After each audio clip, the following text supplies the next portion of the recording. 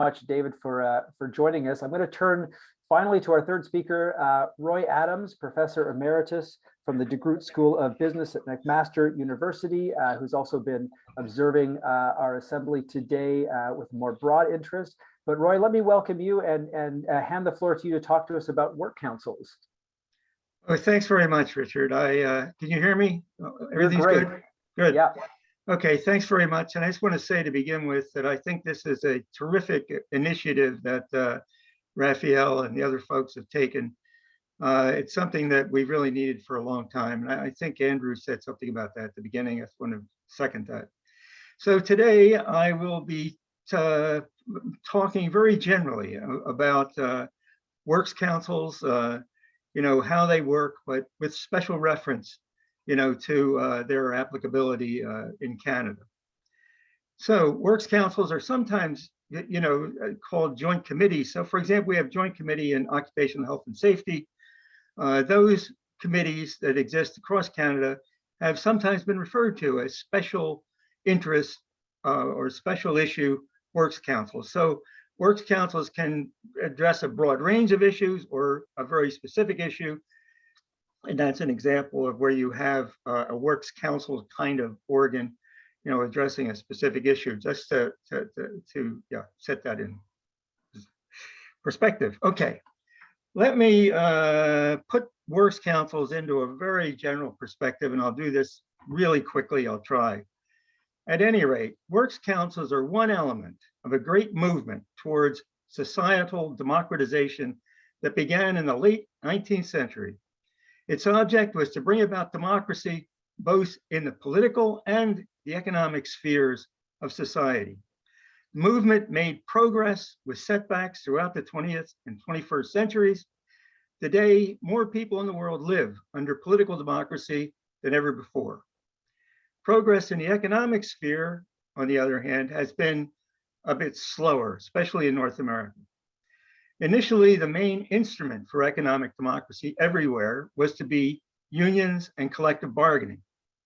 So in some parts of the world, unions and collective bargaining has been very successful. In Scandinavia, for example, the great majority of employees of all sorts, including management employees, are covered by collective agreements. The organization in the private sector is essentially as large as in the public sector, whereas in Canada and United States, unionization in the private sector is very, very, very low, and which leaves a lot of people with no real representation at all. Okay, so and the fact is that even during the last 4 decades, the political atmosphere has turned against collective bargaining. And so the number of people that are covered by collective agreements today is less than it was 4 decades ago. And it's been slipping everywhere, but especially in North America. All right, that background, let me talk about councils. Councils are generally established by law. And that's a distinguishing characteristic of councils. Close cousins are the employer-established participation schemes that Andrew talked about in the introduction, and independent employee organizations such as the McMaster Faculty Association, which is recognized and participates in the workplace government at McMaster. That is an entirely outside of the law arrangement. And, these things exist, you can find them scattered throughout, Canada and the United States.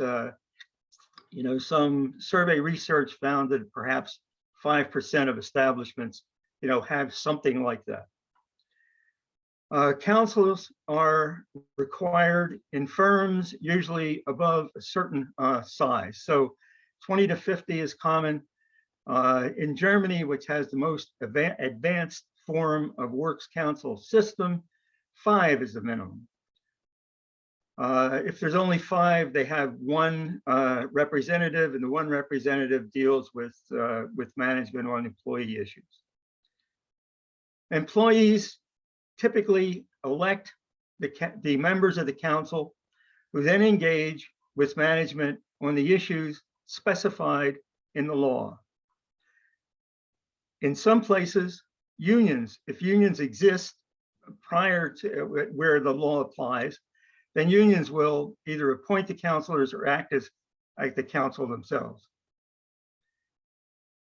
Among the issues that have been suggested or have been subject to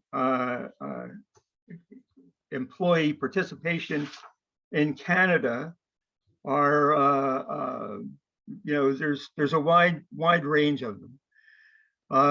So among those things are employment standards and human rights legislation.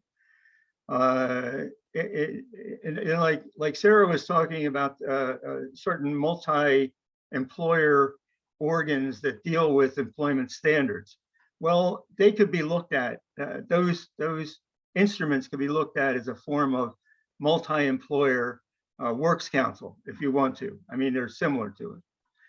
Other issues, okay, so many of the people mentioned in the discussion groups that we need to do something about employment discrimination. Well, human rights legislation focuses on employment discrimination, and there's been suggestions that there should be works councils that are in charge of making sure that that legislation is properly employed, in every workplace. Other issues are workplace reductions. So if there's there's going to be a large reduction in the number of people employed, that would go to a joint procedure which would deal with it. Pension management has been suggested by another thing which ought to be subject to joint decision making. Technological change, training and education have often been recognized and were discussed. And more recently, the issue of job flexibility, working from home, or do you have to go to the office? I mean, it's a major issue that's being talked about today. And again, that's the sort of thing that could be handled by a works council. And this is really a partial list.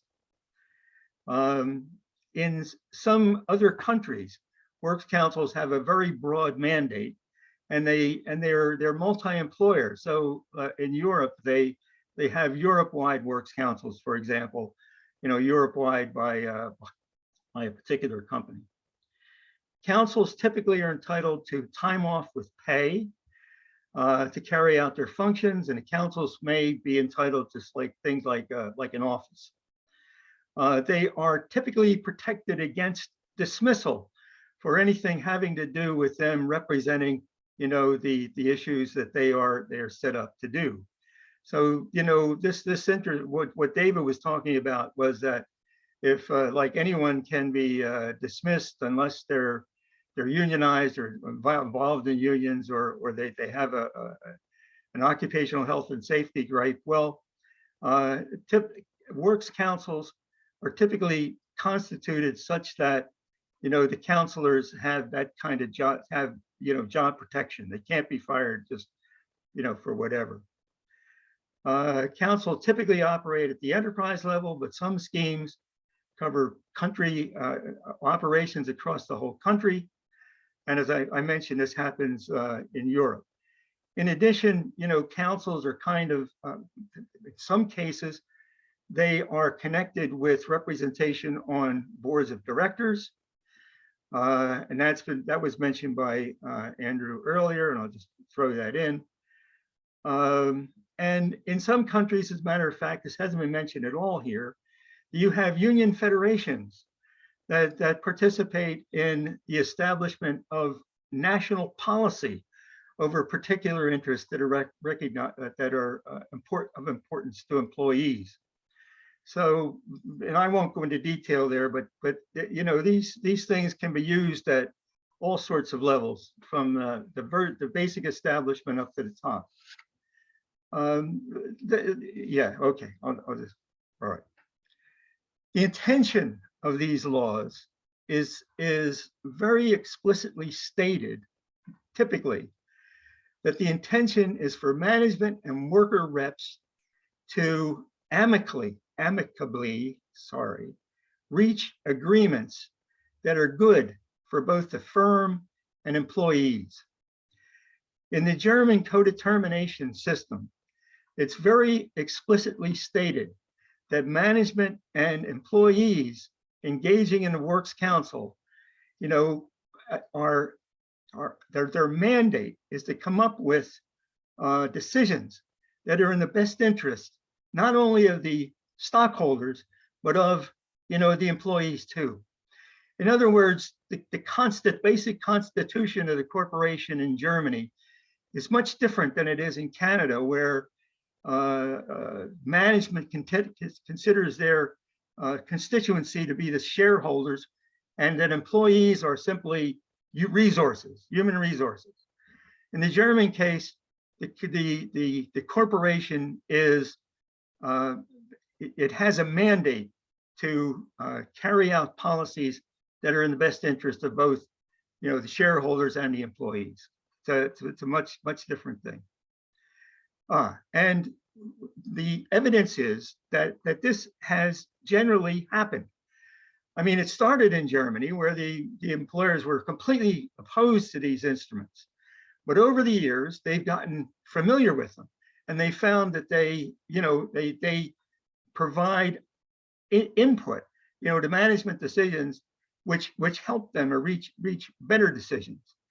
The training systems in Germany are the wonder of the world, and they are joint systems which are put together by employee representatives who over time tend to specialize, like they're counselors who specialize in training, but over time they have as much knowledge about training as the company people do, and they come up with, you know, really good schemes to address whatever issues come up. So now the authority that councils have vary along a spectrum.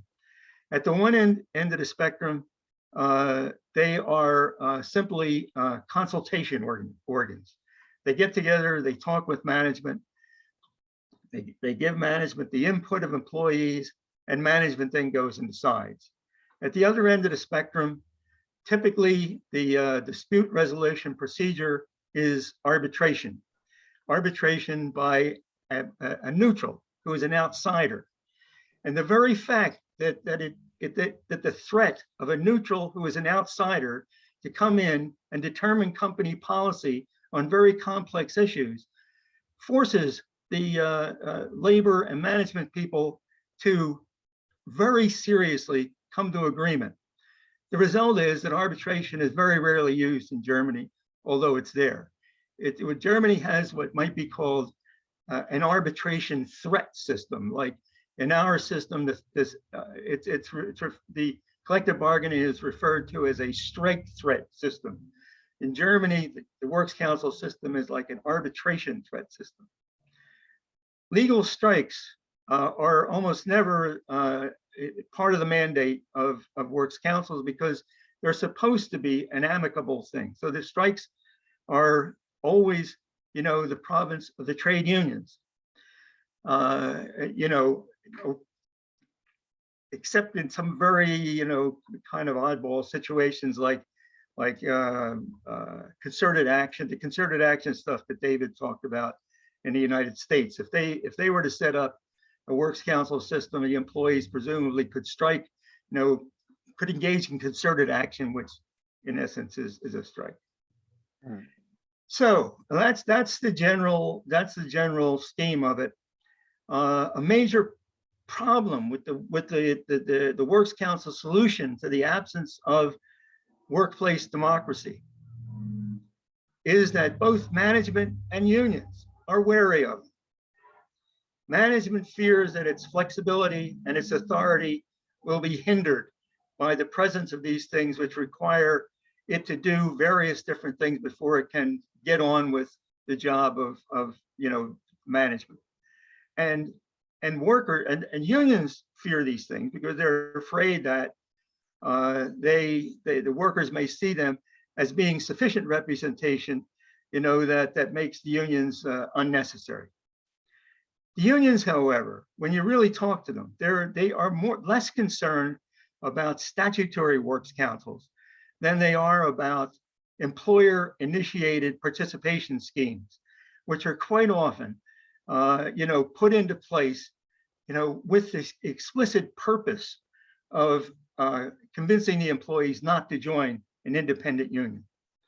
So, and as a matter of fact, works councils, where they're properly constituted, can be an aid to the unions in the sense that they provide unions with legal entitlements that they wouldn't have simply in collective agreements that they negotiated.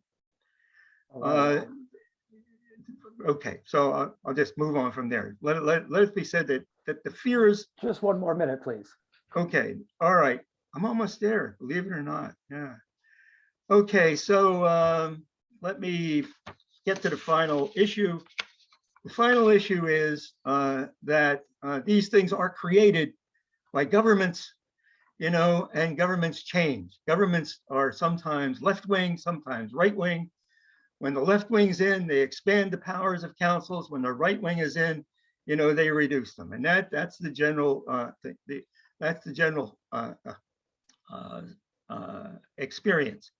The best example of this is Germany. Germany introduced the co-determination system in the 1920s. The Nazis came in the 1930s. They wiped out the whole system. The Nazis got kicked out. When the regular government came back, they reinstituted the co-determination system, and they strengthened it.